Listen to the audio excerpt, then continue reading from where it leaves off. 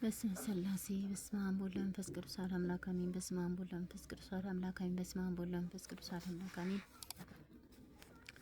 ድርሳነ ቅዱስ ሚካኤል በወርኃ ታኅሣሥ የሚነበብ አንድ አምላክ በሚሆን በአብ ወወልድ ወመንፈስ ቅዱስ በታኅሣሥ 12 ቀን የሚነበብ የሚጸለይ ቅዱስ ሚካኤል ድርሳኔ ነው። የጸሎት በረከት የረድኤቱ ሀብት ከሁላችን ጋር ይኑር ለዘላለሙ አሜን። ሁላችሁም አሕዛብ ይህንን ስሙ፣ በዓለም የምትኖሩ ሁሉ አድምጡ። የዚህ ምስጢር ተካፋዮች የሆናችሁ ሴቶችም ወንዶችም የቅዱስ ሚካኤል ገናነት ለመግለጽ እግዚአብሔር ያደረገውን ታምራትና ኃይሉን ታውቁ ዘንድ ሁሉ ጊዜ እንደሚማለድና ሰውንም ሁሉ እንዲቀበለው ወደ እግዚአብሔር እንዲቀርብ ትረዱ ዘንድ በጸሎት ለሚያምኑ ሁሉ ወደ እግዚአብሔር እየማለደ እንደ ስራቸው መጠን ክብርና ኃይልን ያሰጣቸዋልና። ቆሎንያ በምትባል ሀገር የሚኖሩ ሃይማኖቱ የቀና ዱራታስ የሚሉት አንድ ሰው ነበር። የሚስቱም ስም ቴዎብስታ ነው። እዚሁ ሀገር ሲኖሩ ወርቅና ብር፣ ላሞችም፣ በጎችም፣ አህዮችም፣ ግመሎችም፣ በቅሎችም፣ ፈረሶችም ነበሯቸው። ሚስቱ ቴዎብስታና ዱራታስ ለድሆችና ለችግሮች የሚራሩ በቅዱስ ሚካኤል በዓል በየወሩ ሁሉ በ12 ቀን ብዙ ምጽዋትን የሚያደርጉ ነበሩ። ከጊዜ በኋላ በየሀገር ሁሉ እስከ 3 ዓመት ታላቅ ራብና ዝናብ በመታጣቱ በሀገር ሁሉ ድርቅ ስለሆነ እህልና ውሃ ታጥቷልና ስፍር ቁጥር የሌላቸው እንስሳትና ብዙ ሰዎችም በዚሁ ሞቱ። ዱራታውስና ሚስቱም ግን መራራትና ለችግረኞች መስዋዕት መስጠትን ሳያቋርጡ ያላቸውን ሀብት እየሸጡ መስዋዕት እየመጸወቱ እንግዳውና ስደተኛው እየተቀበሉ ቆዩ። ከዚህም በኋላ በኅዳር 12 ቀን በቅዱስ ሚካኤል በዓል ዋዜማ በቤታቸው ከሆነ ሁሉ ምንም አላገኙ ነበር። ለዳቦ የሚሆን ስንዴ ወይንም በሬ፣ ፍሪዳም፣ በግ፣ የበግ ግልገልም በቤት በውጭም ምንም አጡ። ቴዎብስታም ወደ ቤቷ ገብታ ምንም የምታደርገው ነገር ቢጠፋት ጌታ ቅዱስ ሚካኤል ሆይ በዓል እንደዚህ እንደምን ይታጎል እያለች ተቀምጣ ታለቅስ ጀመር። ባሏ ዱራታውስም ገብቶ ምን ያስለቅስሻል? ይህን ሁሉ በእኛ ላይ ያደረገ እግዚአብሔር አምላካችንን አመስግነው እንጂ አላት። ዛሬ ያስለመድኩት ባሌ እንዳይታጎል ልብሴን ሽጬ ለቅዱስ ሚካኤል በዓል መስዋዕት የሚሆን ስንዴ ለቤተ ክርስቲያን እንስጥ። እንደዚሁ ጥቂት ከፍለን ለወይን እናድርግ። በቅዱስ ሚካኤል ስም እሱ በልባችን ያለውን ያውቃልና አላት። ሚስቱም የአንተን ልብስ ስትሸጥ የኔ ልብስ መተው እንዴት ብትጠላኝ ነው? ስጋዬና ስጋ አንድ አይደለምን? ቅዱስ ጳውሎስ ባልና ሚስት አንድ አካል ናቸው፣ እግዚአብሔር አንድ ያደረጋቸውን ሰው አይለያቸውም ያለውን እንዴት ዘነጋው? አለችው። እሱም የወንድ ልብሱ ቢያረጅ ቢቀደም አያሳፍረውም፣ ለዚህ የተገነ ፍረት ነው።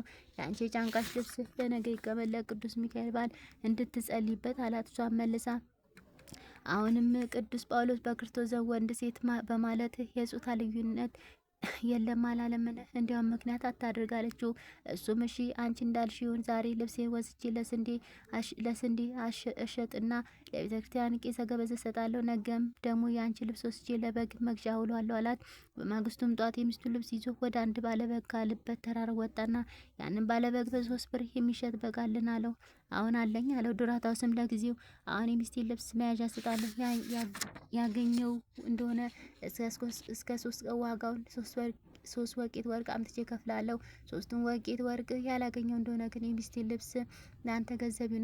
ያም ባለበግ የሐር ልብስ በቤቴ ውስጥ ስላለኝ ያንተ ሚስት ልብስ አልፈልግም አለው። ዱራታውስም በብርቱ ሐዘን ወደ ቤቱ ሲመለስ በብዙ ሰራዊት ታጅበው ቅዱሳን መላእክትም ከእሱ ጋር ሆነው በንጉሡ አምሳል እንደ ሰው በነጭ ፈረስ ተቀምጦ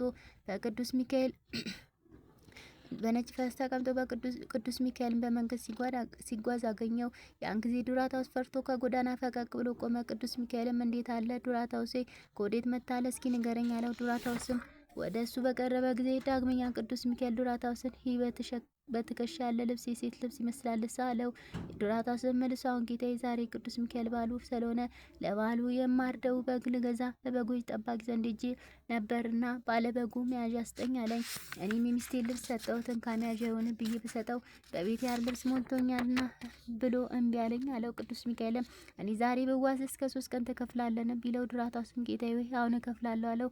ያን ጊዜ ሆነ ቅዱስ ሚካኤል አንድ መልእክተኛ ላከና ባለበጉን ለዱራታውስ አንድ በግ ስጠው፣ ዋጋውን እስከ 3 ቀን ይከፍላል ብለህ ንገረው አለው። ያን መልእክተኛ ሄዶ በጉን አመጣና ቅዱስ ሚካኤል እንዳዘዘው ለዱራታውስ ሰጠው። ቀጥሎ መልአኩ ዱራታውስን ከሰዎቼ ጋር በቤት ልታሳድረኝ ትችላለህ ብሎ ቢጠይቀው ዱራታውስም አሁን ጌታዬ ሆይ አንተ እንዳልከኝ ይሁን አሳድራለሁ አለው። ቅዱስ ሚካኤልም የከብት ስጋ አልበላም እና ለራቴ የሚሆን ለራት የሚሆንና እንበላው አሳ ታገኛለን ቢለው ዱራታውስም ባገኝ አሳ ገዛላለሁ አለው። ቅዱስ ሚካኤልም ለባለ አሳው ዋጋውን ምን ትከፍላለህ ነው። ዱራታውስም የሚስቴ ልብስ እሰጣለሁ አለው።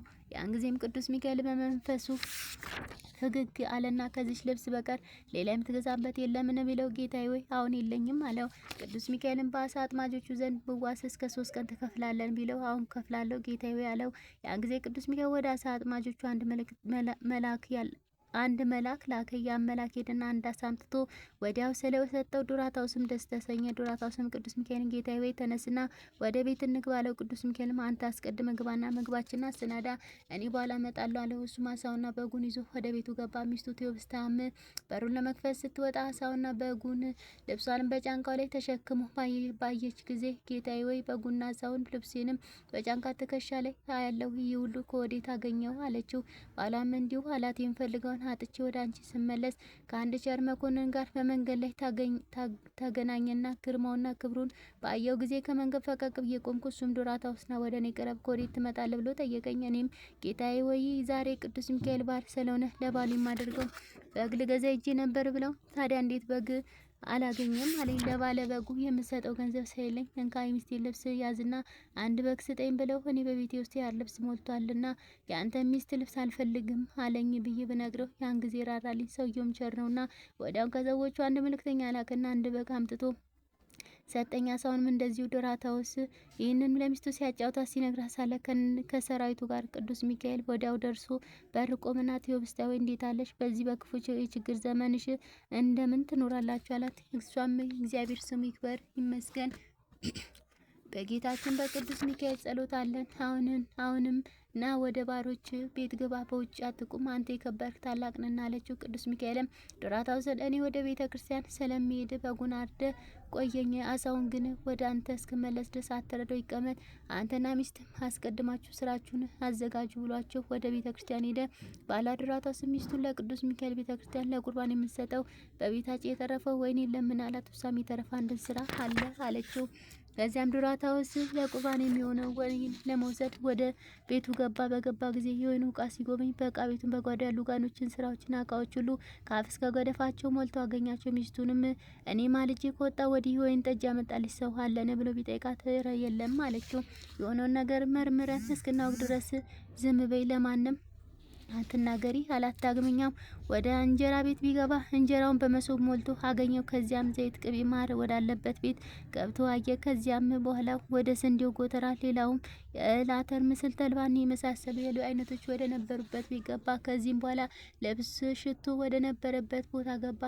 ሁሉም በየአይነታቸው ሞልተው አገኛቸው። ያን ጊዜውን ሰግደው ቤታችን የባረከ እግዚአብሔር ስሙ ይክበር ይመስገን ብለው እግዚአብሔርን አመሰገኑ። ከዚያም ዱራታውስ ያንን ቅዱስ ሚካኤል የሰጠውን በግ አረደና ስጋውን በታላቅ እንስራ ሞላ። ተበልቶ የማያልቅ ሆነ። እሱም በቅዱስ ሚካኤል በረከት የተነሳ ከችግሩ ካዘኑ ተጽናና። በልቶ ጠጥቶ እንደጠገበ ሆነ። ከዚህም በኋላ በሚያስፈራ ግርማ ለተገለጸልህ ለቅዱስ ሚካኤል እንደ ፀሐይ የሚያበሩ ብሩ የሆኑ ልብሶችና ስጋጃዎች ያነጠፈ። ይህን ካደረገ በኋላ ወደ ቤተ ክርስቲያን ሄዶ የመላእክት አለቃ ኑር ክቡር ከሚሆን ከቅዱስ ሚካኤል ስዕል የሰገደ የመላእክት አለቃ ቅዱስ ሚካኤል አገልጋይ የመሆን እኔ ዱራታውስን ማረኝ፣ ዘንልኝ፣ ራራልኝ፣ ይቅርም በለኝ። ከእግዚአብሔር ዘንድ ይቅርታን ቸርነትን ለምንኝ። ዛሬም በዓልን በማከብርበት ቀን ወገኖችን ደስ ይላቸው ዘንድ ከበረከት ግን ብዛት የተነሳ ተርበው ተጠምተው የሚኖሩ ድሆች በልተው ጠጥተው ይጸግቡ ዘንድ የእግዚአብሔር ስሙ ለዘላለም ይመስገን ዘንድ እያለ ጸለየ። በሰው ሁሉ ፊት እንዲህ ብሎ ከጸለየና ከለመነ በኋላ ቡራኬም ተቀብሎ ከቤተ ክርስቲያን ወጣ። ልጆቹንም ከቤት እስከ ዱር ያሉት ህዝቡን የዕለት ራት ያጡት ነዳያንን ጥሩልኝ ብሎ አዘዛቸውና ህዝቡ በአዳራሹና በግቢው ከሞሉ በኋላ ፈጥኖ አቀረበላቸው። እነሱም ደስ ተሰኝተው በልተው ጠጥተው ጠገቡ። ከጠገቡ በኋላ የእግዚአብሔርን ስም በፍጹም ምስጋና አመሰገኑ። ቅዱስ ሚካኤልም ሰራዊቱን አስከትሎ መጥቶ የተጠራውና የተሰበሰበውን ህዝብ ባየ ጊዜ ከህዝቡ ብዛት የተነሳ ፈጽሞ አደነቀ። ከእሱም ጋር ያሉ ሰራዊተ መላእክት አደነቁ። ዱራታውስንም ስለ እነዚህ ሰዎች ሁሉ እንደምንችለ አሰበሰብካቸው? በዘመን አባር ቸነፈር ረሃብ እንዳለ አልሰማንምን? ይህን ያለ ሰው ወደ ቤት የምትጠራው አለው። ዱራታውስም መልሶ አሁን ጌታዬ አንተ የሰጠኝ በግና አሳ ከቤቴ ከገቡ ጀምሮ በቤቴ በረከት መላ። ዛሬ መላእክት አለቃ ቅዱስ ሚካኤል በዓሉ የሚከበርበት ቀን ነውና ወንድሞቼን ጠሯቸው ከኔ ጋር እንደኔ ደስ ይላቸው ዘንድ እኔም ከሳቸው ጋር እንደሳቸው ደስ ይለኝ ዘንድ ይበሉ ይጠጡ ዘንድ ጠሯቸው አለው። ያን ጊዜ ቅዱስ ሚካኤል ከመካከላቸው ተነስቶ ወደ ቤት ገባና የሚያበሩና የሚያምሩ ምንጣፎቹ ከተነጠፉበት አልጋ ላይ ተቀመጠ። ዱራታውስንም ያንን አሳ ፈጥነ አምጣና ረደው ሆድ ዕቃውንም አውጣው አለው። ያን ጊዜ ዱራታውስም አሳውን አርዶ ሆድ ዕቃውን አወጣው። ከውስጡም በስላሴ ስም የታተመ ጨርቅ ከረጢት የሚመስል ነገር አገኘና ጌታዬ ይህንን የተቆለፈ ማተብ ተመልከት፣ አይተም ፍታው ብሎ ለመላእክት አለቃ ለቅዱስ ሚካኤል ሰጠው። ቅዱስ ሚካኤልን ፈጥኖ ያንን በስላሴ ስም የታተመ ከረጢት ፈቶ በተመለከተው ጊዜ 300 ሚዛን ወርቅ እርስ በርሱ የተቆላለፈ ሆኖ አገኘው። ወዲያውም ዱራታውስን ጠርቶ ዱራታውስ ዛሬ በእንግድነት ከቤት ስለገባ ይህን ወርቅ እንካ፣ ስላንተ ዛሬ ፈጣሪ ልኮኛልና አለው። ከሚስቱ ቴዎብስታና ዱራታውስም አቤቱ ጌታችን ቤታችን ያለ ዛሬ ምን ጊዜ አይተው ታውቃለህ? ይህን ነገር ተወን፣ ሰውነታችንን ገንዘባችንንም ሁሉ የእግዚአብሔር የመላእክት አለቃ የቅዱስ ሚካኤል ገንዘብ እንደሆነ አታውቅምን? ያንተም የኛም አለቃችንና ንጉሳችን ሰጠን። ወርቅ እንደምን እንኩ ውሰዱ ትለናለህ? ያላሰብነው ነገር ነውና አሉት። ዛሬ መላእክት አለቃ ቅዱስ ሚካኤል በዓል የሚከብርበት ቀን እንደሆነ አታውቅምን? እኛም በሱ ስም ስላመን የእሱን ስም ስለጠራን ብዙ በረከት አግኝተናል አሉት። እሱም ይህንን 300 ሚዛን ወርቅ ሰውነታችሁን ልትረዱበት ለነዳያን ልትመጸውቱት እንኩ ውሰዱ። 3ቱን ሚዛን ወርቅ ለዕዳችሁ ክፈሉ። አንዱን ትላንት ለተዋስከው የሚስትን ልብስ መያዣ ለሰጠበት ለስንዴውም አንዱን ለበግ አንዱን ለአሳ ክፈሉ ብሎ ሰጣቸው። ከዚህም በኋላ ዱራታውስና ሚስቱን ቴዎብስቲያን አውቃችሁኛልና አላቸው። እነሱም ከሆነ ጀምሮ ያለ ዛሬ አላየምና አላወቅንም አሉት። እናንተ ገና ሕፃናት ሳላችሁ ጀምሮ በየወሩ አባቶቻችሁ በሚመጸውቱበት ጊዜ ሁሉ በቤታችሁ እገኝ ነበር። የነበሩ የመላእክት አለቃ የምሆን እኔ ቅዱስ ሚካኤል ነኝ።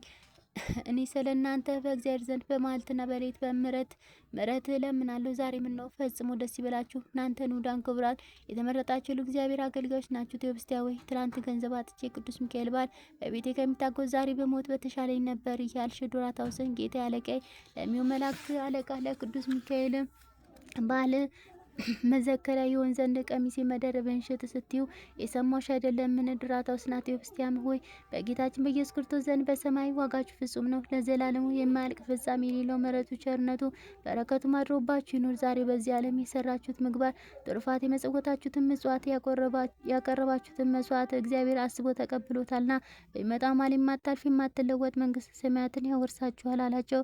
ዳግመኛም ከመከራችሁ ከችግራችሁ የማድናችሁ የመላእክት አለቃ የምሆን እኔ ቅዱስ ሚካኤል ነኝ። መስዋዕታችሁን ወደ እግዚአብሔር በዚህ ዓለም ከበጎ ነገር ሁሉ ምንም የምታጡት ነገር የለም አላቸው። እሳቸውም ሰገዱ። የመላእክት አለቃ ቅዱስ ሚካኤልም ይህን ተናግሮ ከፊታቸው ተሰወረ። ሰላምታም ሰጥቷቸው አስከትሏቸው ከመጡት መላእክት ጋር በክብር ወደ ሰማይ አረገ። ዱራታውስና ቴዎብስቲያም ከቀድሞ ይልቅ በጎ ስራ መስራትን አበዙ። እስከ ዕለተ ሞታቸውም ድረስ ተጋድሏቸውና ትሩፋታቸውን አላቋረጡም።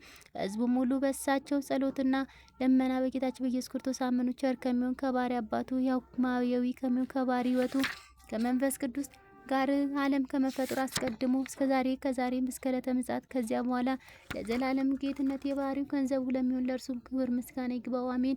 የመላእክት አለቃ የቅዱስ ሚካኤል በረከት የዱራታውስና የቴዎብስቲያ ረድኤት የእግዚአብሔር አገልጋይ ለሚሆን ለእኔና ኃጢአተኛ ልጅ ወልደ ኪርቆስ ከነፍሰዎችን ይህን ጸሎት ለሚሰሙ ለሚያዳምጡት ሕዝበ ክርስቲያን የሆነ በእውነት ለዘላለሙ አሜን። ልመናውና አማላጅነቱ ከክፉ ቀንና ከፈተና ሰዓት ያድነን፣ በቀኝ ከሚወረወር ጦር በጨለማ ከሚሄድ ከልዩ ልዩ ወገን ለዘላለሙ ይሰውረንና ጌትነት የባህሪው የሚሆን የንጉሥ ክርስቶስ የቃል ኪዳኑ መልእክተኛ ቅዱስ ሚካኤል ያደረገው ታምሪ ነው። በአንዲት ሀገር ውስጥ አንድ ሰው እንደነበር ተነገረ። ይኸውም አማኒ እውነተኛ እግዚአብሔር የሚፈራ የዕለት እራትን የዓመት ልብስ የሌላቸው ለነዳያን የሚያዝን የሚራራ የሚመጸውት ችሮታን የሚያደርግ የመላእክት አለቃ የቅዱስ ሚካኤልን ልመናው እና ጸሎቱ ተስፋ የሚያደርግ በየወሩ በየ12 ቀን መታሰቢያን ዝክሩን የሚያደርግና በእርሻ በግብርና ስራ የተሰማራ ሰው ነበር። ከዚህ በኋላ ይህ ሰው ያለበት ሀገር የምድሩ ፍሬ ሁሉ ጠፋ። ያ እግዚአብሔርን የሚፈራ ሰውዬም የመላእክት አለቃ ቅዱስ ሚካኤልን ዝክርና መታሰቢያ ምን አደርጋለሁ ብሎ አሰበ። ፈጽሞ የተቸገረ ሆነ።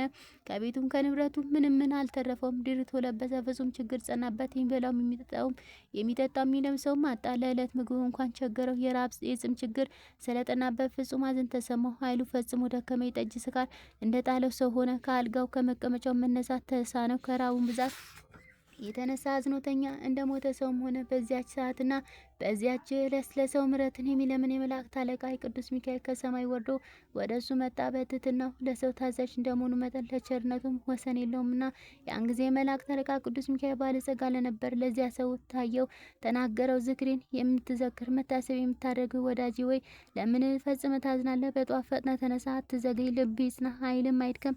በችኮላ ወደ ባህር ሄደ መረብን ጣል። ያን ጊዜ ታላቅ አሳ ይይዝላል፣ ይወጣላል። እግዚአብሔርን ፍጹም ክብርን ይሰጣል።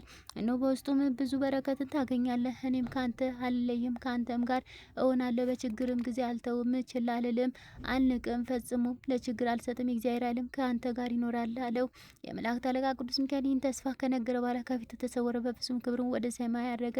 ያም ሰው ከእንቅልፍ በነቃ ጊዜ ይህ ነገር ከእግዚአብሔር ዘንድ እንደተደረገ አወቀ። በነጋም ጊዜ ከእግዚአብሔር የታዘዘ መልእክተኛ ቅዱስ ሚካኤል እንደነገረው ፈጥኖ በመነሳ በችኮላ ወደ ባህር ዳርቻ ሄደ። የመላእክት አለቃ ቅዱስ ሚካኤል እንዳመለከተው መረቡን በባህር ላይ ጣለ። በዚህም ጊዜ ታላቅ አሳ ከመረቡ ገባለት። አፉንም በከፈተ ጊዜ በውስጡ በእሳት የተፈተነና የተጣራ ወርቅን አገኘ። ከዚህም በኋላ ፈጽሞ ደስ ተሰኘ፣ እግዚአብሔርን አመሰገነው።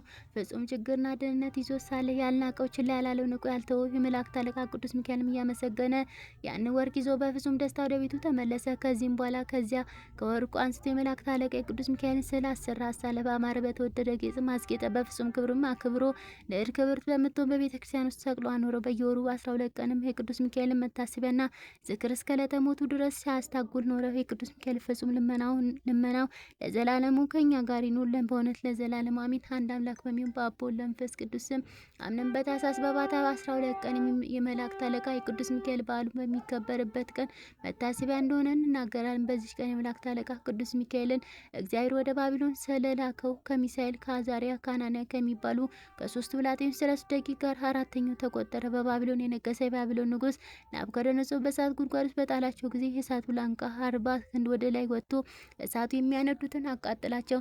ቅዱስ ሚካኤል ግን የእሳቱ ወላፈንና የነበልባሉ ላንቃ በበትሩ መጥቶ ከ3 ብላቴኖች ላይ አጠፋው። እንዲህም አድርጎ አዳናቸው። የጉድጓዱ እሳት ፈጽሞ አልነካቸውም። የጉድጓዱንም እሳት እንደ ጠዋት ውሃ የቀዘቀዘ አደረገው። በዚያን ጊዜ አባቶቻችን ፈጣሪ እግዚአብሔር ይክበር ይመስገን ብለው አመሰግኑ። ለዘላለም ልዑል ምስጉን ነው እያሉ ከ600 ዘመን በኋላ ክርስቶስ እንዲወለድ ሲያስረዱ ይህንን 6 ጊዜ መላልሰው ተናገሩ። ከዚህም በኋላ እንዲህ ያሉ እግዚአብሔርን አመሰግኑት። የእግዚአብሔር ፍጥረቶች ሁሉ እግዚአብሔርን ያመሰግኑታል። ለዘላለሙ ልዑል ምስጉን ነው። ይህንን ክርስቶስ ከተወለደ በኋላ በዚህ ዓለም 33 ዓመት ከ3 ወር እንዲኖር ሲያስረዱ 33 ጊዜ መላልሰው ተናገሩ። ስለዚህም አባቶቻችን ሐዋርያት በየወሩ በ12 ቀን የመላእክት አለቃ የቅዱስ ሚካኤልን በዓልን እናከብር ዘንድ ስርዓትን ሰሩ። ፍጹም ልመናውና የጸሎቱ ረድኤት ለዘላለሙ ከኛ ከኃጢአተኛ ልጆቹ ይህን ጸሎት ከሚሰሙ ከሚያዳምጡ ከሕዝበ ክርስቲያን ጋር ይኑር ለዘላለም አሜን። ቅዱሳንን ከልብ መታወክ የምትጠብቃቸው የነፍሳቸውን ጠላት አንስረህ የምታስጨንቀው በነቢያት አንደበት ትንቢት የተነገረ ወልድ ወደዚህ ዓለም በመጣ ጊዜ ጭፍራ አለቃውን አጅቦ እንዲሸኝ አንተም እስከ 5ቱ ሰማያት ድረስ ለተከተልከው ለአንተም ለቅዱስ ሚካኤል ሰላም እላለሁ። አሜን አሜን ይደረግልን። እኔ ተሳሳቱን ባጓደሉ ቃላት በገደፍኩት ቅዱስ ሚካኤል አባት የማትዋቃን ተስተካክሎ ባርኮ ቅዱስ ይቀበለን። ባርኮ ቅዱስ ተቀብሎ ያጣተች መደምሰሻ መንግስት የሚመልሻ ዲያብሎስ ድል መንሻ ያድርግልን። የቅዱስ ሚካኤል ረድኤት በረከት በእኛ በኃጢአተኞች ሁሉ ይደርብን። ከታሰመ ከኃጢአት ስራ ከዲያብሎስ ስርዓት የተፈታ ነጻ ያወጣን ያድርገን። አሜን አሜን ይደረግልን። አቡነ ዘበሰማያት ይትቀደስ ስምከ ትምጻእ መንግሥትከ ወይኩን ፈቃድከ በከመ በሰማይ ከማሁ በምድር ሲሳየነ ዘለለዕለትነ ሀበነ ዮም ሀደግ ለነ አበሳነ ወጌጋየነ ከመ ንሕነኒ ንኅድግ ለዘአበ ዘለለ ታባነ እግዚእ ውስተ መንሱት አልአሐደነ ወባልሐነ እምኩሉ እስመ ዚአከ ይእቲ መንግሥት ኃይለ ስብሐት ለዓለመ ዓለም አሜን። በሰላም ቅዱስ ገብርኤል መልአክ ወእግዝእትነ ማርያም ሰላም ለኪ ድንግል በእናኪ ወድንግል በሥጋኪ እምእግዚአብሔር ጸወት ሰላም ለኪ ብሩክት አንቲ እምአንስት ወብሩክ ፍሬ ከርሥኪ ተፈሥሒ ፍስሕቶ እምተጸጋ እግዚአብሔር ምስለኪ ጸልዩ ሳርታ ፍቅር ወልድኪ ኢየሱስ ክርስቶስ ተመስረነ ናጣዊና አሜን። ስብሐት ለአብ ስብሐት ለወልድ ስብሐት ለመንፈስ ቅዱስ ዛሬም ዘወትርም ለዘላለሙ አሜን አሜን ይደረግልን።